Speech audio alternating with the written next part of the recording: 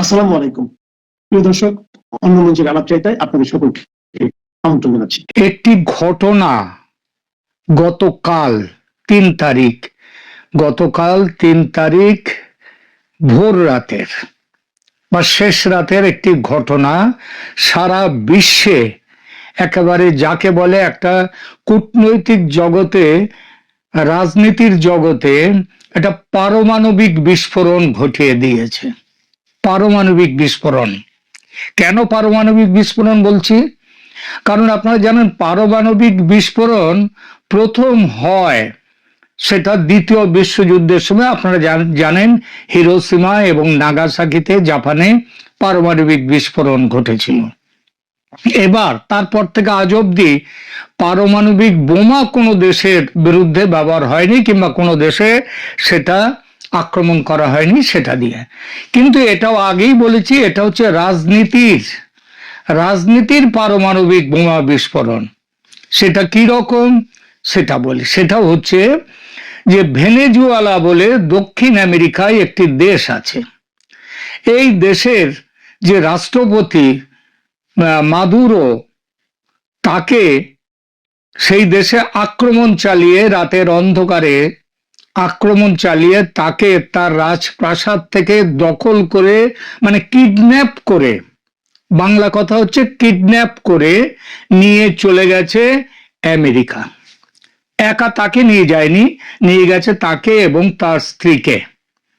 তো এইবার আমাদের সেই ঘটনা যে কেন কি ঘটলো, কেন এটাকে পারমাণবিক বোমা বিস্ফোরণের মতো বলছি, সেই ঘটনাটা এইবার একটু ব্যাখ্যা করব আপনাদের সাথে। প্রথমে ভেনেজুয়েলা দেশটার একটা পরিচয় দিই।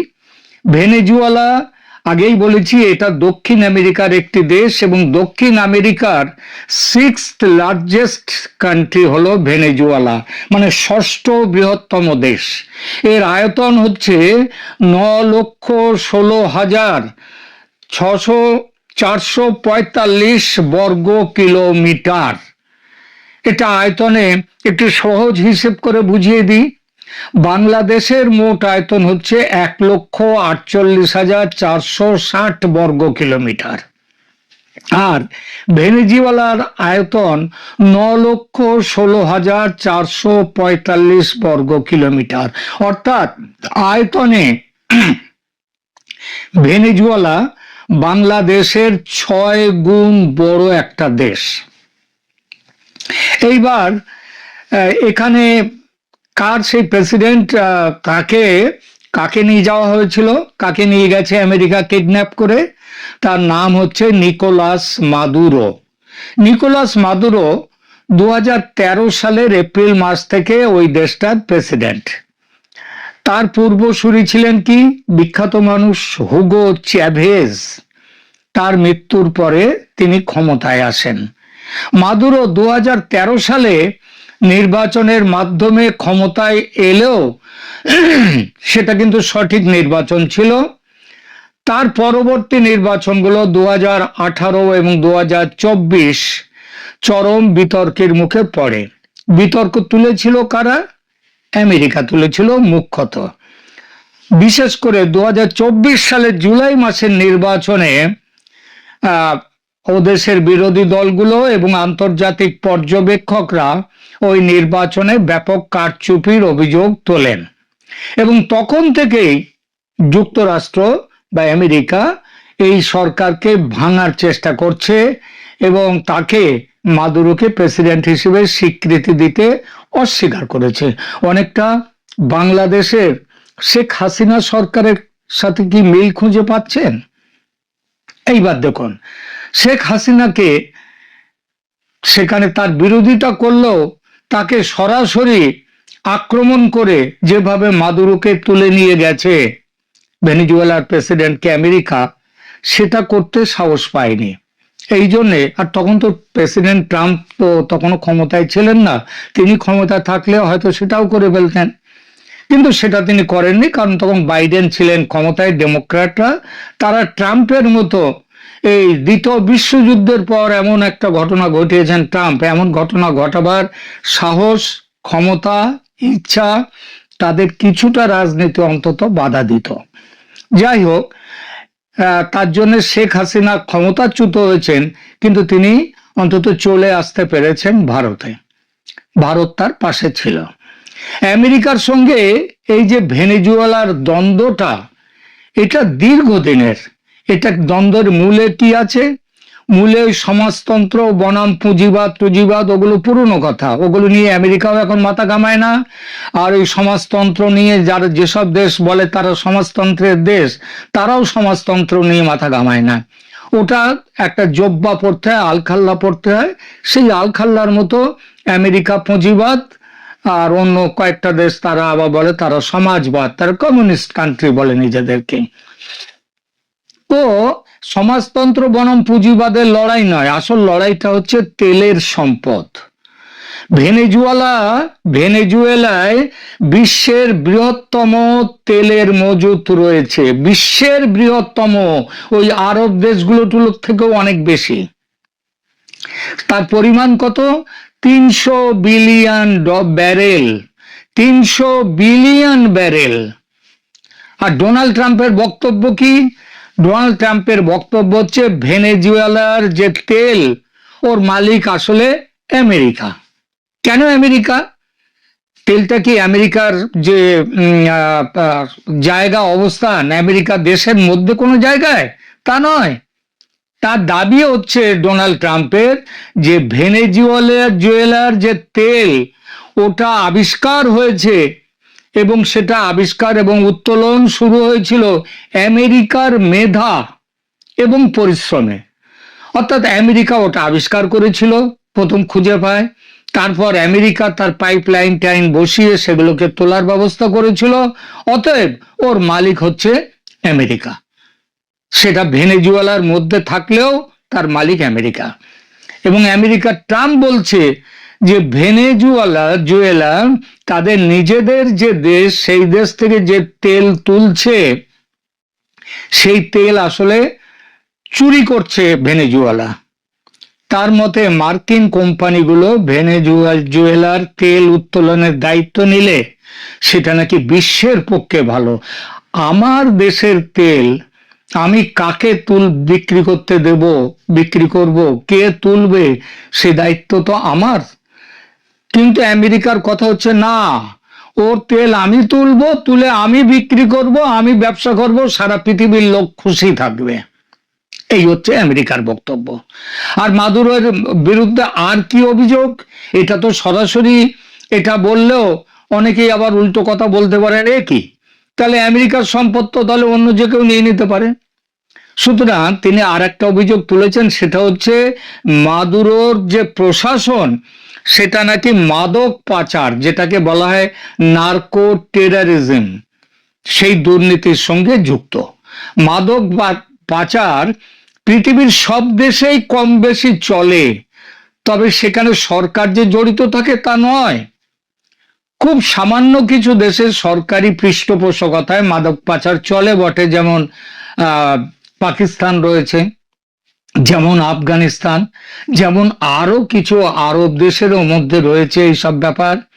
তবে ভেনেজুয়েলা সেই দলে আছে, এর কোনো প্রমাণ আজ অবধি আমেরিকা দিতে পারেনি।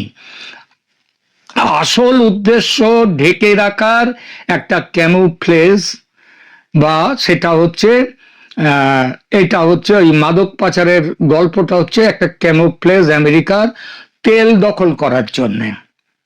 আসল উদ্দেশ্য ভেনেজুয়েলার তেলের সম্পদকে দখলে নেওয়া। আর এই উদ্দেশ্যে আমেরিকা কি করেছে? আমেরিকা করেছে, গতকাল 3রা জানুয়ারি ভোর রাতে আমেরিকা প্রেসিডেন্ট নিকোলাস মাদুরোকে আটক করেছে। আটক বলবো না, এটা আটক নয়, এটা কিডন্যাপ করে নিয়ে চলে এসছে। কিসের জোরে? একটা অত্যন্ত নাটকীয় এবং আমেরিকার সামরিক শক্তি নির্ভর ছিল সেইটা। ঘটনাটা ঘটেছে, আগেই বলেছি, গতকাল 3রা জানুয়ারি 2026 শনিবার ভোর রাতে। স্থানীয় সময় আনুমানিক রাত 2টোর দিকে এই অভিযান শুরু হয়। নিকোলাস মাদুরো এবং তার স্ত্রী সিলিয়া ফ্লোরেস। মানে আচ্ছা বলুন তো, মাদুরোকে নয় গ্রেপ্তার করলো, নিয়ে এলো, আটক করলো, তার বউকে, তার স্ত্রীকে কেন নিয়ে আসা হলো? তার স্ত্রীকে কেন নিয়ে আসা হলো? নিয়ে আসা হলো একটাই কারণ, আমেরিকা মনে করেছে, তাই নিয়ে আসা হলো। তা সেখানে তাদেরকে কোথায়, ভেনেজুয়েলার যে রাজধানী কারাকাস, সেই কারাকাসের চারদিকে পাহাড় দিয়ে ঘেরা একটা অঞ্চল, এলাকা বড়, অত্যন্ত, তার মধ্যে অত্যন্ত সুরক্ষিত একটি সামরিক কমপ্লেক্সের ভেতরে। এই কমপ্লেক্সের নাম হচ্ছে ফুয়ের্তো টিউনা। সেখানে হচ্ছে প্রেসিডেন্টের বাসভবন। এটা ভেনেজুয়েলার প্রধান সামরিক ঘাঁটি হিসেবে পরিচিত। কিভাবে এই অভিযান পরিচালিত হয়? মার্কিন প্রশাসন এই অভিযানের নাম দিয়েছিল অপারেশন অ্যাবসলিউট রিজলভ। এটি ছিল জল, স্থল এবং আকাশপথ এই তিনটে রাস্তা মিলিয়ে একটা হামলা। অভিযান শুরু হওয়ার সঙ্গে সঙ্গে মার্কিন বিমান বাহিনী ভেনেজুয়েলার রাজধানী ক্যারাকাস সমেত বিভিন্ন সামরিক অবস্থানে প্রায় 150টি যুদ্ধ বিমান নিয়ে ব্যাপক বিমান হামলা চালায়। এর উদ্দেশ্য ছিল ভেনেজুয়েলার বিমান প্রতিরক্ষা ব্যবস্থা এবং যোগাযোগ ব্যবস্থা অচল করে দেয়া। আপনারা অনেকেই শুনেছেন আমেরিকার ডেল্টা ফোর্সের কথা। এটা হচ্ছে আমেরিকার এই ধরনের অভিযানের সব থেকে বড় কাজ করে এই ডেল্টা ফোর্স। যখন ওসামা বিন লাদেনকে পাকিস্তান থেকে ধরে নিয়ে গিয়েছিল আমেরিকা রাতে অভিযান চালিয়ে, সেটাও করেছিল এই ডেল্টা ফোর্স। আকাশপথের হামলার আড়ালে মার্কিন সেনাবাহিনীর সব থেকে চৌকস ইউনিট এই ডেল্টা ফোর্সের সদস্যরা হেলিকপ্টার থেকে দড়ি বেয়ে মাদুরোর বাসভবনে নামে। একেবারে সেই ওসামা বিন লাদেনের সময় যা ঘটেছিল তাই। তারা অত্যন্ত দ্রুততার সাথে বাসভবনের নিরাপত্তা ভেঙে ভেতরে যায় এবং তার স্ত্রীকে এবং মাদুরোকে আটক করে। তারপর আটকের পর দ্রুত তাদের হেলিকপ্টার করে ভেনেজুয়েলার উপকূলের কাছে অবস্থানরত মার্কিন নৌবাহিনীর যুদ্ধজাহাজ ইউএসএস ইওজিমা তাতে নিয়ে যাওয়া হয়। এখন প্রেসিডেন্ট ডোনাল্ড ট্রাম্প তার সামাজিক মাধ্যম ট্রুথ সোশ্যালে জানিয়েছেন যে মাদুরোকে ইতিমধ্যে একটি বিশেষ বিমানে করে মার্কিন যুক্তরাষ্ট্রে নিয়ে আসা হয়েছে। তাকে নিউ ইয়র্কের একটি নিরাপদ সেটাও বলেছেন যে একটা ফেডারেল কারাগারে রাখা হয়েছে। অভিযোগ কি? তার বিরুদ্ধে 2020 সাল থেকে ঝুলে থাকা মাদক সন্ত্রাসবাদ এবং মাদক পাচারের অভিযোগে বিচার শুরু করার প্রস্তুতি। এই ঘটনা নিয়ে বিশ্বজুড়ে চরম বিতর্ক সৃষ্টি হয়েছে। আমেরিকা বলছে এটা কোনো কিডন্যাপ নয়, এটা হচ্ছে বৈধ গ্রেপ্তার, কারণ মাদুরোর বিরুদ্ধে মার্কিন আদালতে গ্রেপ্তারি পরোয়ানা ছিল। আর সারা পৃথিবী ভেনেজুয়েলার এবং অন্যান্যদের দাবি ভেনেজুয়েলার ভাইস প্রেসিডেন্ট একে সরাসরি কিডন্যাপ বা অপহরণ বলেছে এবং একটি সার্বভৌম রাষ্ট্রের ওপর জলদস্যুদের মতো হামলা বলে অভিহিত করেছেন। রাশিয়া, ইরান এবং চীন এই পদক্ষেপের তীব্র নিন্দা জানিয়ে একে আন্তর্জাতিক আইনের লঙ্ঘন করেছে। ট্রাম্প প্রশাসনের দাবি তারা মাদুরোকে গ্রেপ্তার করে আমেরিকায় নিয়ে গেছে, কারাগারে বন্দী করেছে, তার বিরুদ্ধে আদালতে মামলা আছে। তাহলে একটা প্রশ্ন আসে যে পৃথিবীর অন্য দেশে অন্য কোনো সরকারের বিরুদ্ধে মামলা করে, ধরা যাক একেবারে উদাহরণ দিয়ে ধরা যাক যে ভারতে যদি বাংলাদেশে এই সন্ত্রাসবাদ, সেখানকার মাদক পাচার, সেখানকার হিন্দু হত্যা ইত্যাদি নিয়ে যদি ভারতের কোনো আদালতে মামলা করা হয়, তাহলে কি ভারত সরকারের দাবি এবং তার কি এই অধিকার জন্মায় যে বাংলাদেশে ওইরকম আমেরিকার মতো হঠাৎ আক্রমণ চালিয়ে প্রেসিডেন্টকে তুলে নিয়ে আসা? প্রেসিডেন্ট নয়, ওটা প্রেসিডেন্ট ছিল ভেনেজুয়েলা প্রেসিডেন্ট নির্ভর, কিন্তু এখানে হচ্ছে যে প্রধান উপদেষ্টা, যার পদমর্যাদায় প্রধানমন্ত্রী, তাকে যদি নিয়ে আসা, এটা করতে পারে? দেখুন, এই কথাটা নিয়ে কিন্তু ইতিমধ্যে ভারতের সামাজিক মাধ্যম শুধু নয়, সরকারি মহলেও কিন্তু এবং প্রতিরক্ষা মহলেও কিন্তু তীব্র প্রতিক্রিয়া এবং আলোচনার সৃষ্টি হয়েছে। ঢাকার এবং এই আলোচনাটা কিরকম, ঢাকার যমুনা যেখানে প্রধান উপদেষ্টা থাকেন সেই ডক্টর মোহাম্মদ ইউনূসকে তুলে আনার কথা বলা হচ্ছে এই রকম একটি আক্রমণ করে। আমেরিকা যেভাবে ভেনেজুয়েলাকে এবং আমেরিকার যা সামরিক শক্তি এবং ভেনেজুয়েলার সামরিক শক্তি যা, তাতে যেমন আমেরিকা এটা করতে পেরেছে, ভারত এবং বাংলাদেশের সামরিক শক্তি বিবেচনার আনলে কিন্তু বলা যায় ভারতও ঠিক সেই একই কাজ একইভাবে করবার সক্ষমতা ভারতের আছে। হ্যাঁ, এটা ঠিক।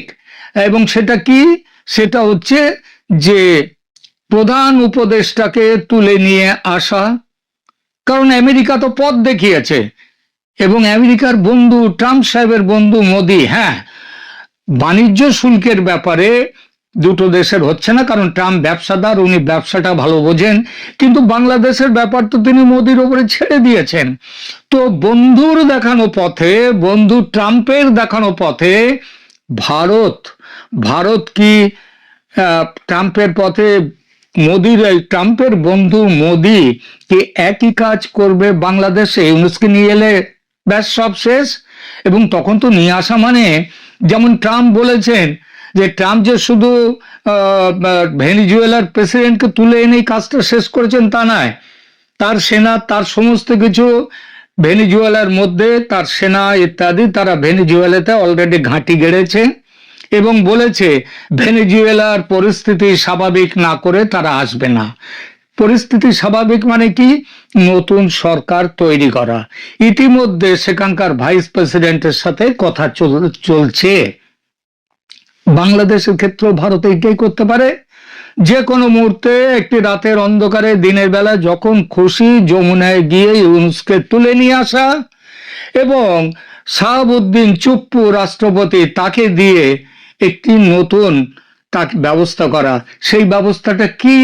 সেই ব্যবস্থা শেখ হাসিনাও ফিরে যেতে পারেন, গিয়ে ক্ষমতা নিতে পারেন, কারণ চারদিকে তো সেখানে বাংলাদেশে ভারতীয় সেনার দখলে তখন থাকবে। সুতরাং বাংলাদেশকে তো, বাংলাদেশটাকেই তো তৈরি করে দিয়েছে ভারত, ওখানে শুধু তেল কিনে তেল তৈরি করেছে, তেলটা খুঁজে দিয়েছে বলে যদি তার উপর আমেরিকার দখল জন্মায়, তো বাংলাদেশকে তৈরি করবার জন্য বাংলাদেশের উপরে তো ভারতের দখল থাকেই, ভারতের অধিকার থাকেই। তো হ্যাঁ, একটা সার্বভৌম রাষ্ট্রের রাষ্ট্রপ্রধানকে এইভাবে বলপূর্বক তুলে নিয়ে আসা বা সেখানে কিডন্যাপ করা, এগুলো জাতিসংঘের চার্টারে বিরোধী। গুলি মারুন জাতিসংঘের চার্টারে। জাতিসংঘ কোন কাজটা করছে আজকাল? কোনো কাজ করছে? এই যে বাংলাদেশে শেখ হাসিনার সরকারের পতন হয়েছে, সেই কাজটা, সেটা তো ওই জাতিসংঘ তো তার মূল গায়েন, ওই তো গেয়েছে। ওই যে ভলকার তুর্ক, তিনি তো ওয়াকারুজ্জামান সেনাপ্রধানকে দিয়ে শাসিয়েছিলেন, খবরদার যদি বিক্ষোভকারীদের উপর গুলি চালাও তাহলে আমরা কিন্তু তোমাদের সৈন্য আর নেব না, বাংলাদেশের সেনা ফেরত যাবে, ভয় দেখিয়েছিলেন। আর ওয়াকার তো ছিলেনই সেই দলে, ভয় দেখান আর না দেখান তিনি তো ওটা করতেনই। সুতরাং বাংলাদেশ ভারতের সম্পর্ক, ঐতিহাসিক, কূটনীতিক, এসব সব সব সব কিছু বলার পরেও একটাই কথা হচ্ছে যে ভারত কিন্তু সত্যি করে এই গরমে গরমে, মানে আমেরিকা যা করেছে ভেনেজুয়েলাতে, এই গরমে গরমে ভারতও কিন্তু একটা কিছু ভাবছে এবং খুব খুব কি বলবো, খুব সিরিয়াসলি ভাবছে। এ খবর চলে এসছে আমার কাছে, অত্যন্ত গোপন সূত্রে এই খবর পেয়েছি, কারণ এই মুহূর্তে ভারতও যদি এই কাজটা করে, ভারতের বিরুদ্ধে কথা বলার কেউ থাকবে না। ও দু চারটে প্রতিবাদ করবে, হয়তো আমেরিকা নিজেও প্রতিবাদ করতে পারে, কিন্তু আমেরিকা নিজে যে কাজ করেছে সেই পরিপ্রেক্ষিতে, ভেনেজুয়েলায় যা করেছে সেই পরিপ্রেক্ষিতে এই প্রতিবাদের কি আদৌ কোনো দাম আছে? নেই। সুতরাং আগামী কয়েকদিনের মধ্যে কিছু বড় কিছু ঘটতে পারে, তার অপেক্ষায় থাকুন।